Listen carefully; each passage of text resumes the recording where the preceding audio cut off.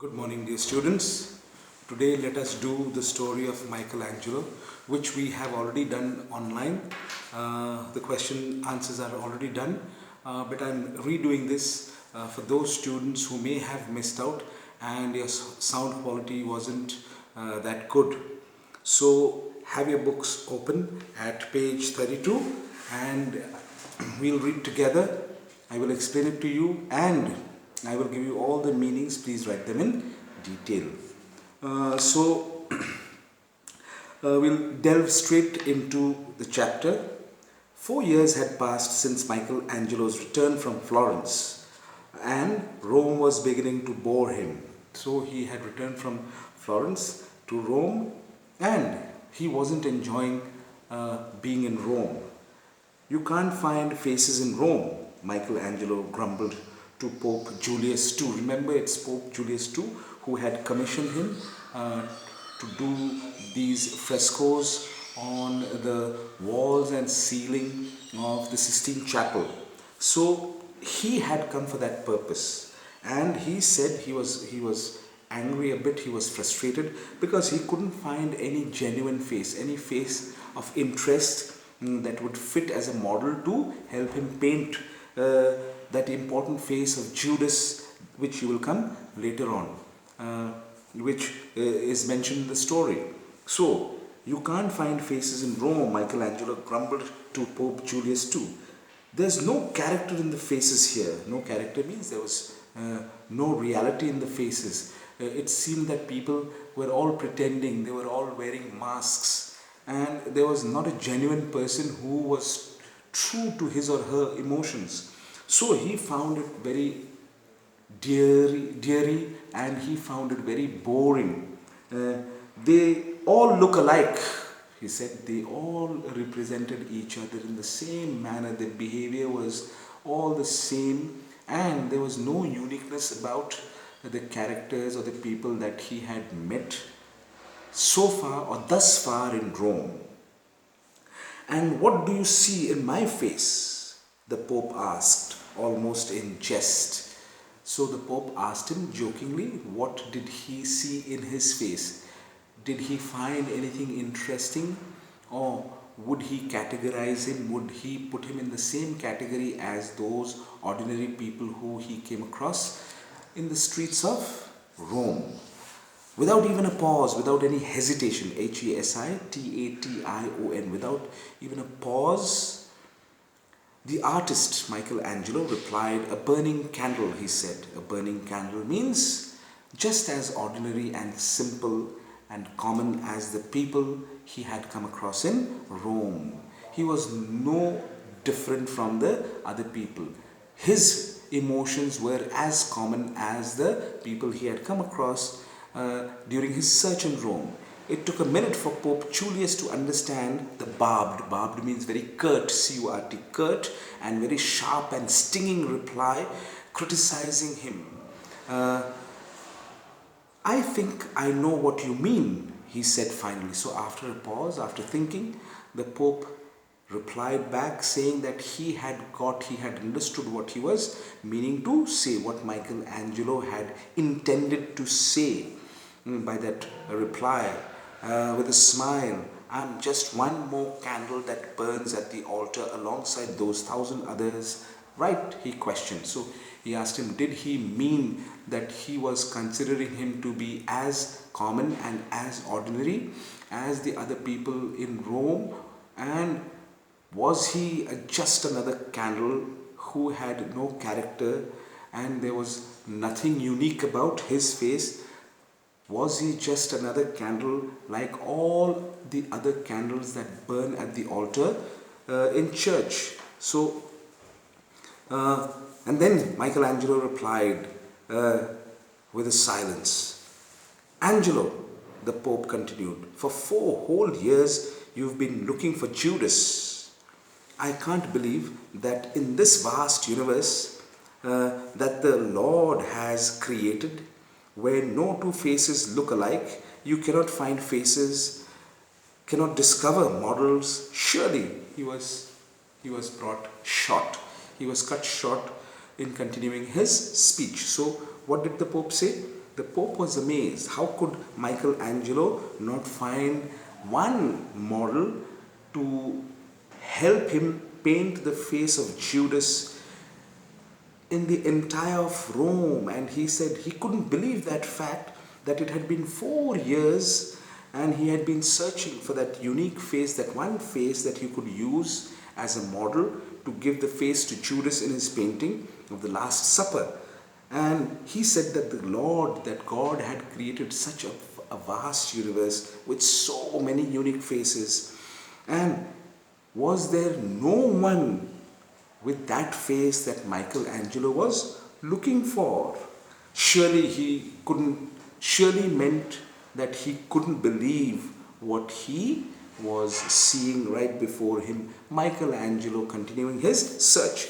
Before the Pope could finish, Michelangelo had walked out. And before the Pope could finish saying what he was going to say, Michelangelo just walked away, not paying any heed, not listening to what the Pope was going to say. Pope Julius looked pensively. Pope Julius looked very thoughtfully at his receding figure, at his retreating, means as he was moving away from him, retreating back of this moody painter. And he knew how capricious he was. How capricious, C-A-P-R-I-C-I-O-U-S, capricious, C-A-P-R-I-C-I-O-U-S, capricious, meaning a very moody person. 4 years ago, Pope Julius had commissioned Michelangelo for a special task. Now, this commission was made in the year 1508 and it continued till 1512. Commission means he had promised to pay him for his work. When a person commissions another person, that means the person agrees to pay him formally for his task or for his work. And this was special because he was going to paint the walls of a very important chapel, a small church, and he was going to paint scenes from the Bible, events and scenes from the Bible in the form of frescoes. Michelangelo was commissioned by Pope Julius for a special task to paint frescoes meaning paintings which are usually painted on walls and ceilings in those days. And when the walls and ceilings remain a little moist, with a little moisture, not exactly wet, but with a little moisture, of the important events from the Bible on the walls and ceilings of the Sistine Chapel. And Sistine Chapel today is in Vatican City, which is 21 meters tall. And if you go through the internet, collect the facts regarding when it was built, the designers, the architects, Giovanni Nino di Dolci was the architect, Boccaccio Pontililli was another architect, and it came into being, it was inaugurated on 15th August 1483. So, Giovannino di Dolci and Boccaccio Pontililli. So these were the two people who had designed and finished the work of building this Sistine Chapel in Rome. And Michelangelo was commissioned to paint frescoes on the walls and ceilings of this beautiful church. Now, they were nearly done. Most of the paintings Michelangelo had finished doing. Only the Last Judgment, according to your book, remained unfinished. And that is the one that mattered most. I don't want any unpleasantness at this stage. Pope thought to himself and said that he did not want any disagreement, he did not want any animosity, he did not want any kind of argument and discontent with Michelangelo. At that point of time, when the work was almost done, the Pope murmured. The Pope said in a very low voice to himself. He did not want Michelangelo to hear it. He had not forgotten the time when Michelangelo was carving the crucifixion. He hadn't forgotten that event when Michelangelo was carving the crucifixion of Jesus Christ in wood. He was using wood to do it for a special church called the Church of the Holy Spirit. And he had come on that occasion very excitedly once to Pope Julius II, saying that he had found just the right model to give the crucifixion, Jesus Christ on the cross, the face of that model. The model was a dead man. The Pope remembered ruefully, please underline ruefully. Ruefully means with a lot of sadness and regret that particular incident. Why? Because the funeral had to be held up for at least 12 hours for Michelangelo to complete his carving, taking the dead man as his model. Bramante, the Pope thought now, for some time, for that moment, once the Pope thought Bramante was another great artist during the time of Michelangelo, and he for once considered Bramante to go ahead and complete the remaining one painting of the Last Judgment. He, unlike Michelangelo, proudly proclaimed he was not like Michelangelo. Unlike means not the same as Michelangelo.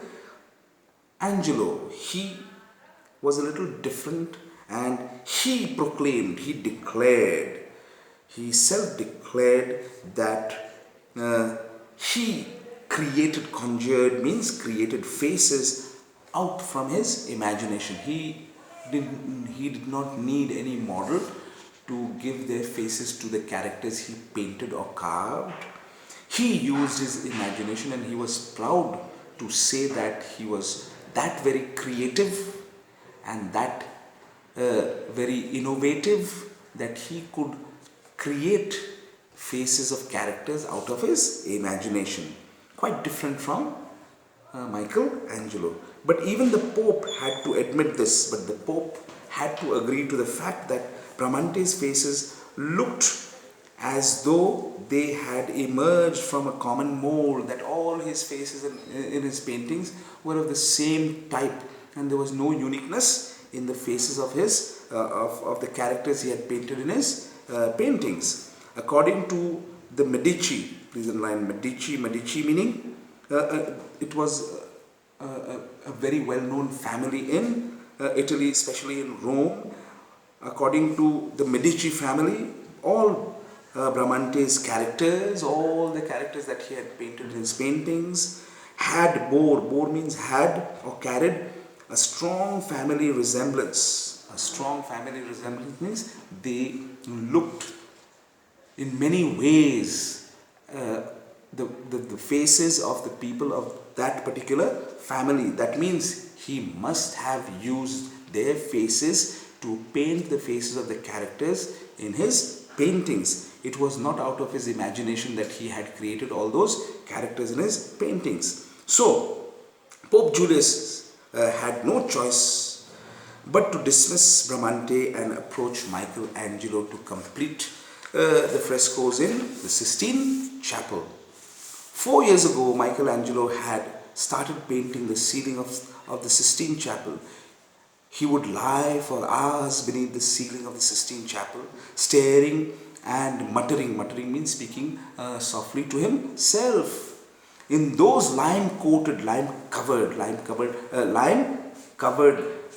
means it's a chemical substance called calcium hydroxide. So in those lime-coated mud walls, Angelo was searching for faces that he needed to paint. And it had taken him 4 years to find the right model to paint the face of Judas. And Judas was one of Jesus's very worthy according to Jesus. He trusted him, but he was the one to have betrayed him, and he was the one to have handed him over to the Romans, who finally killed him and crucified him. So the face of Jesus, the Virgin Mary, and Judas, he was still searching for these important faces, the faces of Jesus, the faces of Virgin Mary and Judas. He swore he could see their flesh and blood forms. He swore, he stood by saying that very seriously and very sincerely, that he could see them alive in flesh and blood right before him, but he could not see their faces. But their faces, he mumbled, he spoke in a very soft manner, in a weak manner. Their faces are buried deep in the verses of the Bible, and he needed to unlock and understand how to discover these important faces that were hidden within the lines and within the pages, between the lines, and within the pages of the Bible. They elude means they remained, and they remained kept hidden from him. They elude me, that he was unable to find them. Groaned means he made that, and he groaned means he said it in a very angry manner, in a groaning tone. They continued to elude, elude him, in the sense that he was still in search, and they did not come into his sight or his understanding. He was still searching for them. The Pope had begun to doubt Michelangelo's sanity. The Pope had begun to doubt whether Michelangelo had gone mad, or was he still normal. Once he had stood very close and overheard Michelangelo's repeating passages from the Bible. Once he was passing by, so he had stopped, and he had seen Michelangelo repeating the verses from the Bible. He had heard him as he had walked very close to him, unnoticed. Michelangelo hadn't seen him doing so. "What exactly are you doing, Angelo?" the Pope had asked curiously, wanting to know. He was intrigued. He wanted to know what he was doing. Why was he repeating the verses from the Bible? "What?" Angelo had looked up, startled. Startled means taken aback, surprised, awestruck, dumbfounded. He hadn't expected the Pope to be there at that point of time. "Oh, I'm trying to unravel." Unravel means get the meanings. Please underline. Unravel means trying to reveal, trying to discover the meanings of the verses in the Bible. Unravel meaning trying to discover the meanings of what the verses meant in actuality, for real, for him. Maybe then, he said, after discovering the meanings of those verses, maybe then he said, I'll find the faces. He would be able to find the faces of Jesus Christ, the faces of Jesus Christ, Virgin Mary, his mother, and Judas.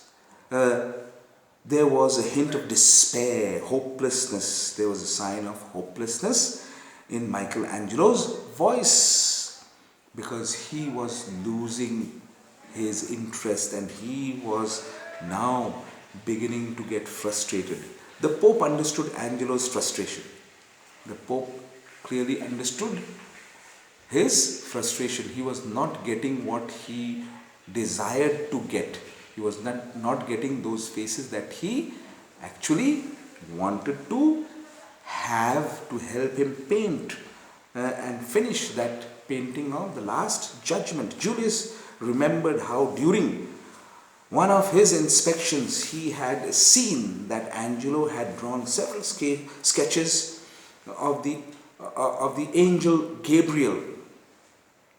So during one of his inspections of seeing Michelangelo doing his work, he had found that Michelangelo had made several, means many, of angel Gabriel's face And he questioned him, how did you see Angel Gabriel? He questioned him as to how had he come across that face to have painted Angel Gabriel.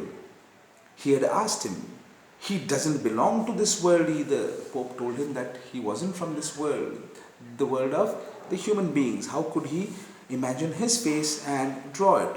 Angelo looked up to him and met his eyes, and he said, I heard his voice in the Old Testament. And very straight, without any hesitation, he said that he had heard the angel's voice in the Old Testament, in the books before the story of Jesus Christ, which is called the Old Testament in the Bible. The first few important books which tell us about the history and the ancestors of Jesus Christ and all that occurred before Jesus Christ.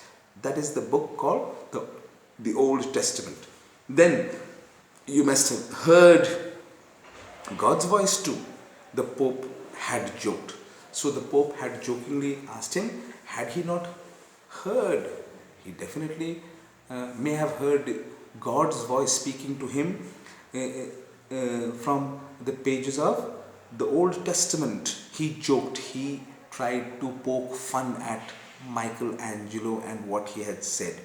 I heard his silence. Michelangelo immediately replied that he hadn't heard his voice. Instead, he had heard his silence, meaning to say that he was yet to understand God and what God meant for him.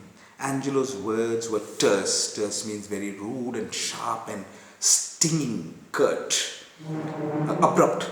All of a sudden, he had brought the Pope to a silence. But the Pope had known without a shadow of doubt. The Pope had known without even a shred of doubt, without a shadow of doubt, that he had got the right man to finish the assignment or the task. There was no doubt in his mind that Michelangelo was the only person who could have finished the task. Eccentric meaning he called him mad during the meeting of the Vatican Committee. But he said, he's the only one who could paint the Sistine Chapel, and he was the right person who he had got, and he was the only person who could have finished the paintings on the walls of the Sistine Chapel and the ceiling of the Sistine Chapel. Michelangelo had found Mary with the greatest of ease. So to get the face of Mary, the mother of Jesus, he hadn't had to work very hard. Why? Because it happened very easily with him. It had happened long ago, and he recalled how he had come by that face. It had happened long ago with him. One day his mother was carrying 2 pots of water strung from a bamboo stick on her shoulder, and he had thought that the woman who had carried Jesus in her womb, Mother Mary he's talking about, was quite similar to his mother, was in fact the same as his mother, who was thin and frail, thin and weak looking person.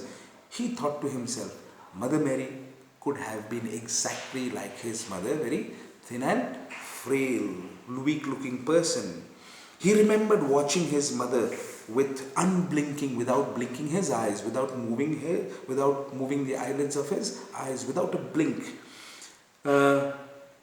as she warmed the water for his father's bath. And he recalled that incident, watching his mother warming the water for his father's bath, and how bright her face was in the light of the burning fire, how honest she was, how sincere she was, how dedicated she was, and how caring she was, and all that happiness reflected on her face, and her face was glowing in the reflecting fire of the water boiling.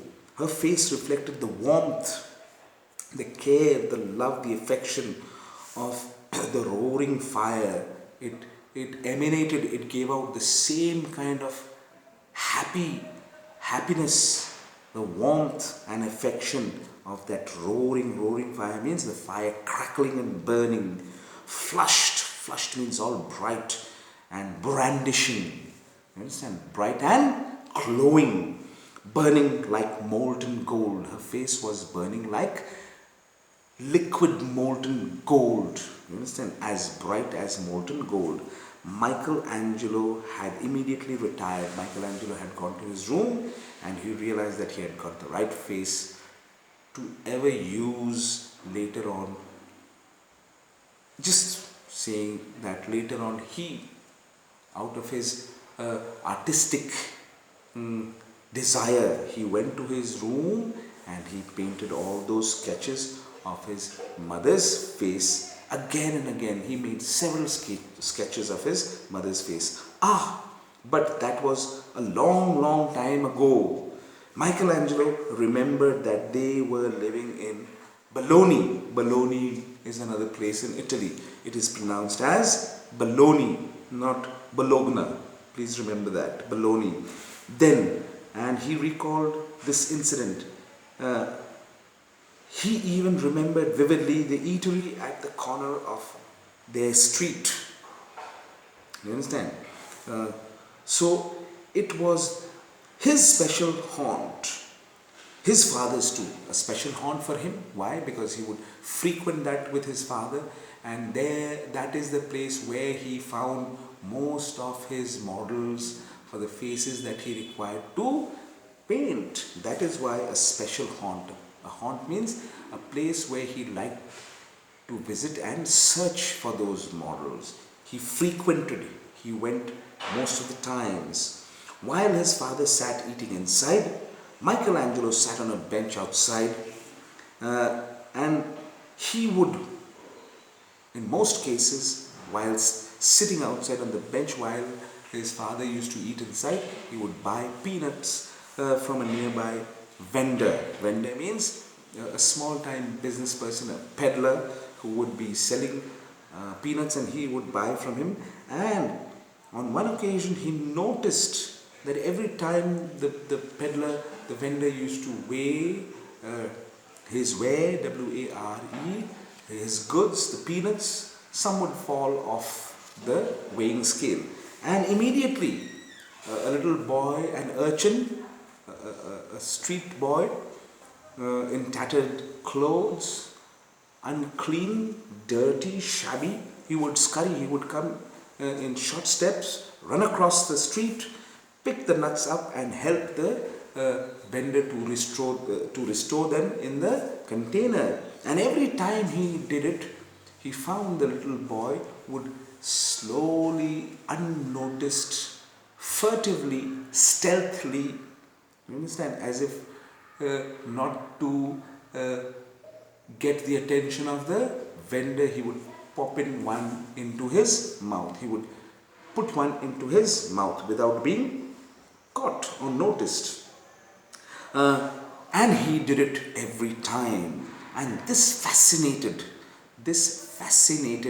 the young artist Michelangelo. He was totally taken aback. He was absolutely consumed with happiness and glee to see. Glee means happiness, to see this happening again and again.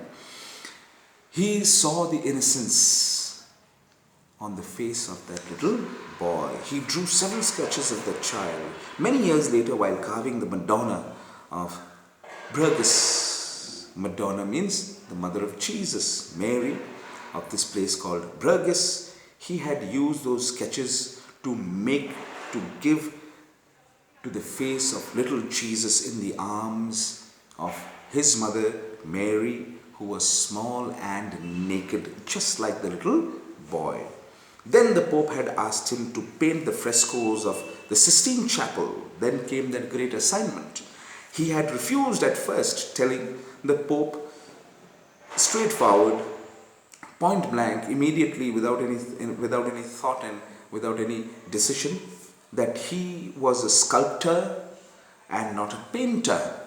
He was a sculptor, one who loved to carve using marble, and not one who enjoyed painting. He later agreed to a meeting in Rome because it was the only creation that could ensure him a place in history. Knowing that it was an important piece of work, he agreed to meet. But more than knowing that it was an important piece of work, there was a very important reason behind agreeing to take up this assignment. And what was that?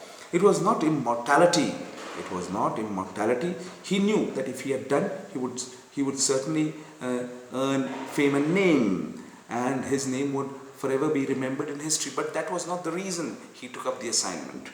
Not that immortality, not that he would remain in the minds and amongst the people living forever, much after his death. That is the meaning of immortality. Immortality is an indefinite period of time, or an indefinite continuation of a person's existence amongst the living much after his death. Okay, some people are immortal, like Jesus Christ. He has been dead long ago, but still he exists among us. And that is being immortal.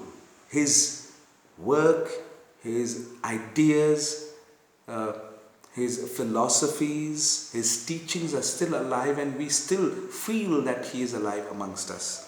That is the meaning of immortality. So he did not do it because he wanted to become immortal.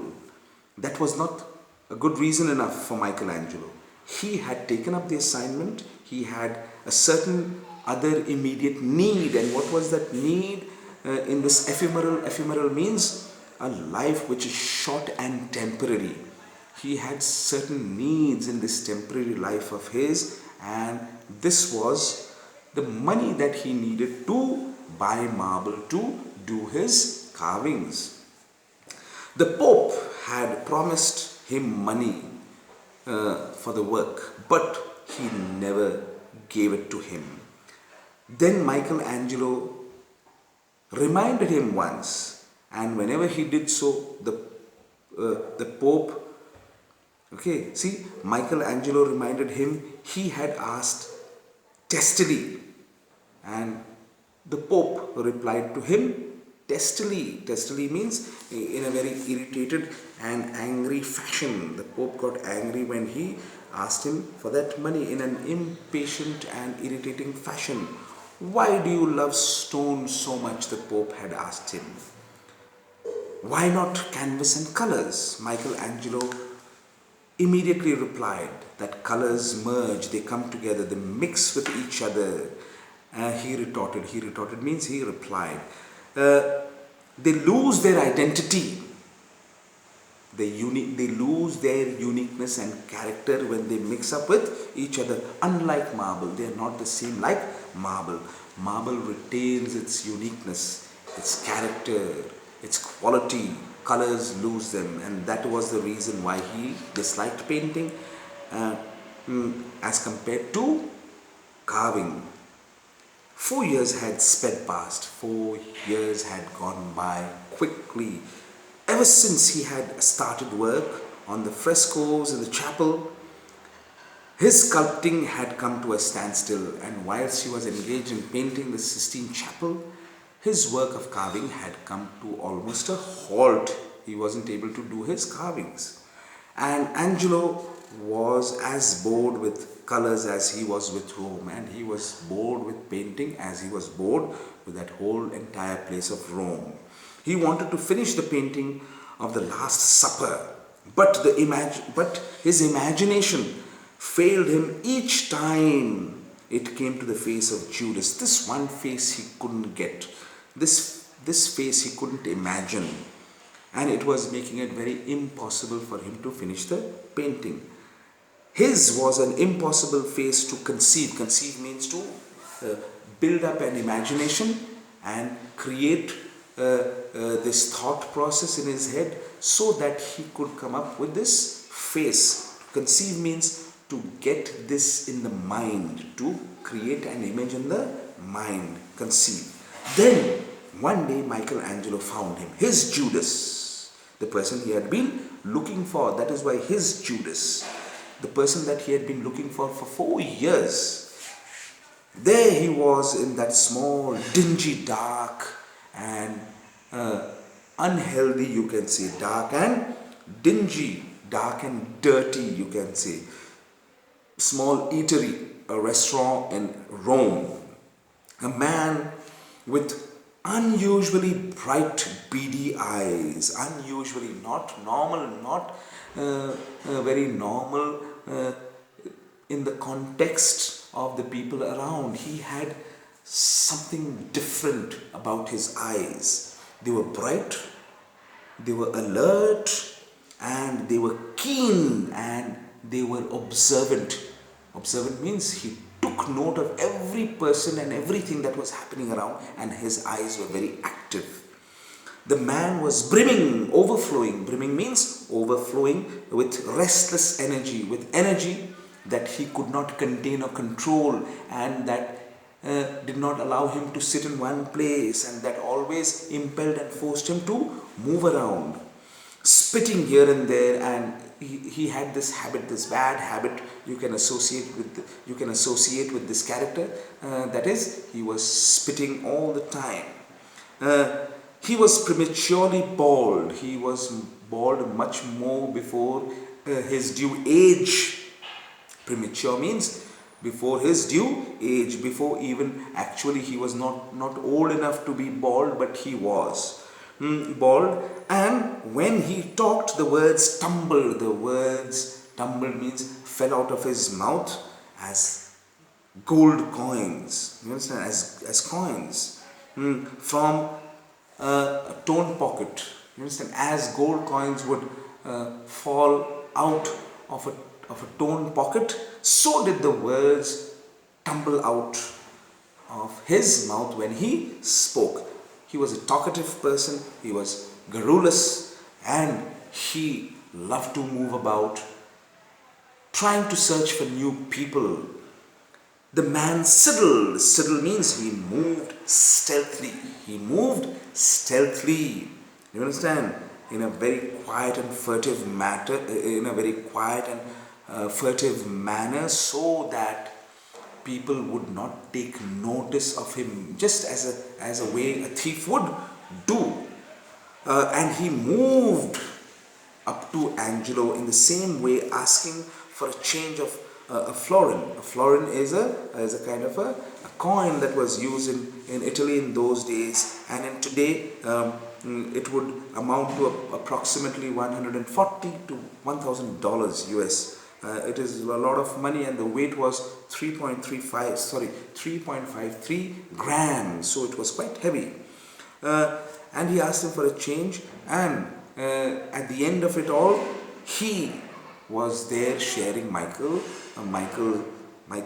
food without having to pay for it. He had inveigled, inveigled.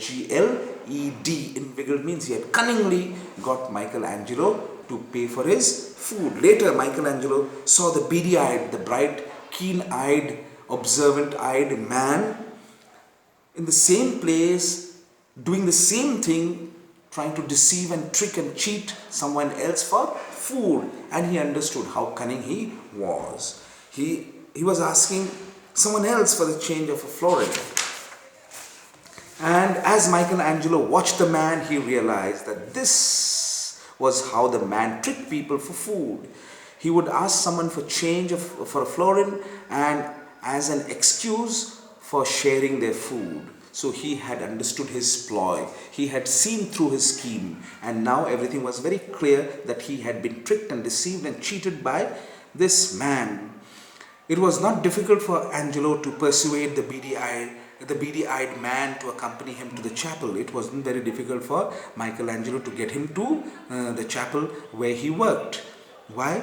Persuade means to convince him to come with him to the to the chapel where he was doing his painting, to the studio.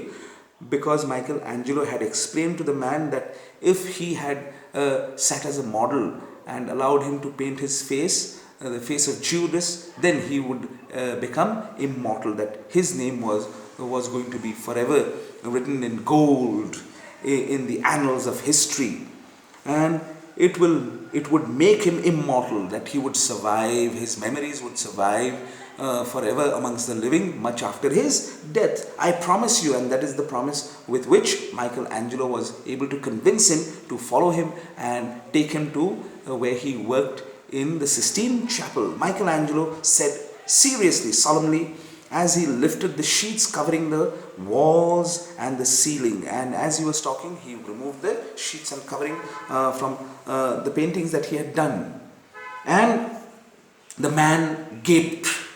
He had his jaw dropped and he was all awestruck, absolutely taken aback, absolutely astounded, absolutely dumbfounded.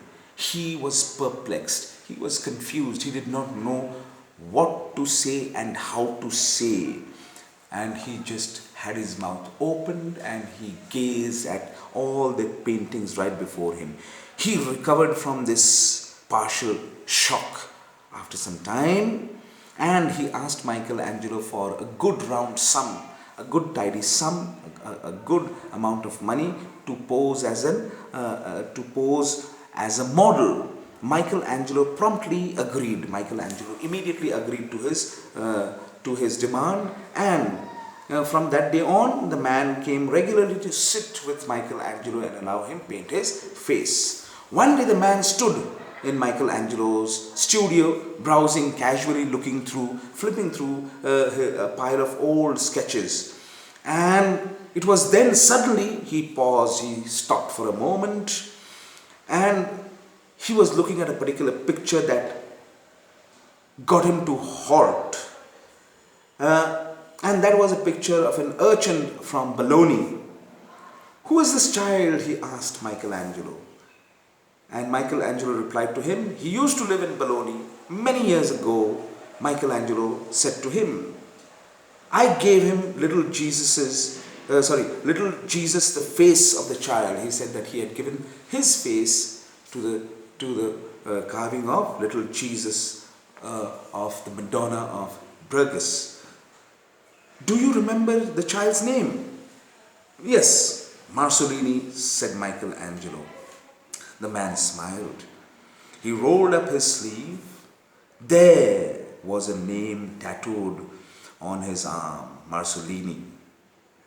And the whole thing came crashing upon Michelangelo when he realized that the little boy that he had painted years ago on the streets of Bologna was the same person right before him.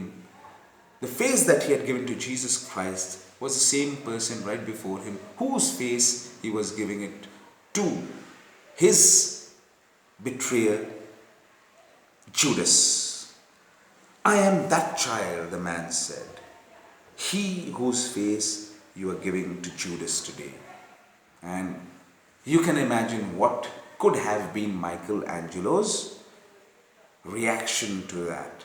I leave it to you to imagine what may have happened next. How shocked and how amazed Michelangelo must have been to have found the same model and the divine hand of God working in his life to find that same model and helping him to realize the importance of the Holy Spirit working its way in the lives of people such as him, who were true to his trade and honest in the work that he did, dedicated, and not someone who worked for money without any purpose.